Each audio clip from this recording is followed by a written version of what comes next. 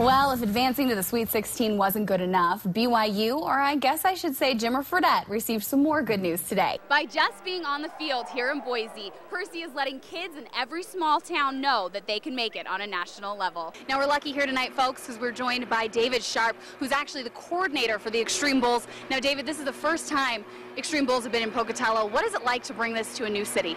And that any issues that were found during an evaluation of the program have been corrected. It's the time of year where all eyes are on college hoops. If the proposed renovation plans go through, each one of these 5 arches will disappear, completely changing the entire face of Holt Arena. This low-scoring, tough battle keeps raging on. The Highland Rams just took the lead at 14-10 in the third quarter. There's about 4 minutes left, and the Indians are bringing the ball back down. I spoke with new Idaho State head football coach Mike Kramer about finally being able to sink his teeth into the team after being named head coach last November. Now, Coach, this past week there were some changes made to the NFL in the form of 4 new rules. Can you perhaps shed some light on the reasons behind these, maybe for our viewers who aren't the most, football savvy per se? Ted, I'm having a blast out here. I'm actually with Idaho Falls head coach Chuck Johnson. Boy, were the horses and the riders impressive tonight, so let's not waste any time at all and jump straight into the highlights. And what's not a better way to start things off than with the #2 bareback rider in the world.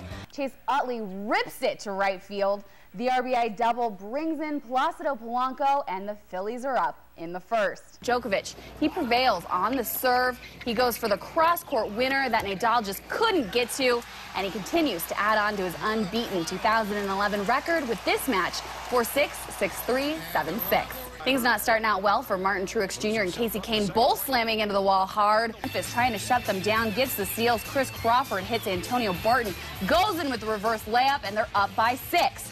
Then wait, didn't we just see this play? Oh wait, they just do it again. Barton going coast to coast, he nabs the foul. Yep, 3-point play right there. And his teammates, they're sure pumped about it. We've got Tiger Woods showing the world that he still has it in him. On the 6th, making the birdie putt. And he goes 7 under. Then in the second, Danny Woodhead, he slips and slides right over the line. New England leads it 14-0. Thanks, Jeff. Well, with the future of the NFL so up in the air, it's nice to know that we can still rely on some good old college football. And this season should be better than ever for the Bengals, whose new coaching staff, led by Mike Kramer, has already gotten the team fired up. And it's only the start of spring ball. I think we're ready to go for this spring, and I think he's lit a fire underneath us, and I think we're ready to make a change and really make a step into the right direction and make some progress. It's that attitude, in fact, that led Kramer to bumping up the start of practice to Tuesday. These guys continue to surprise me.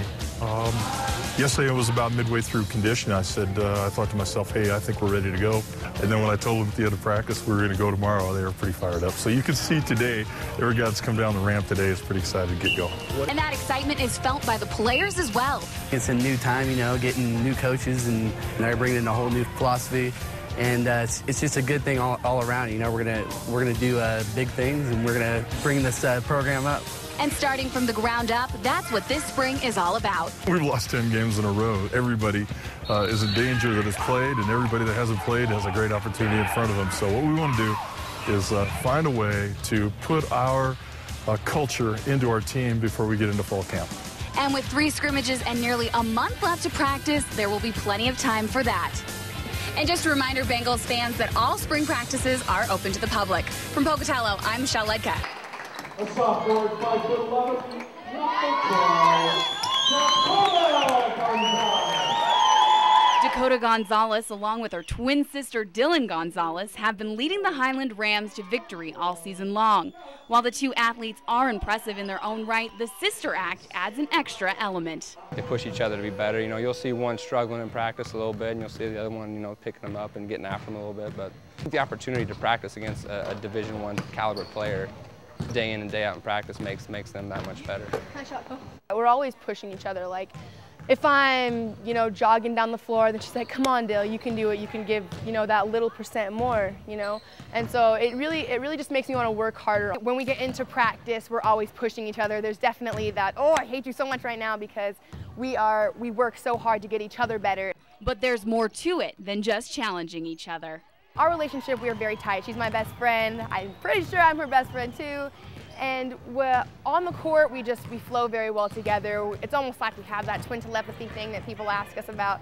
And as the leading scorers on the undefeated team, the chemistry the sisters have has correlated into the entire team style of play.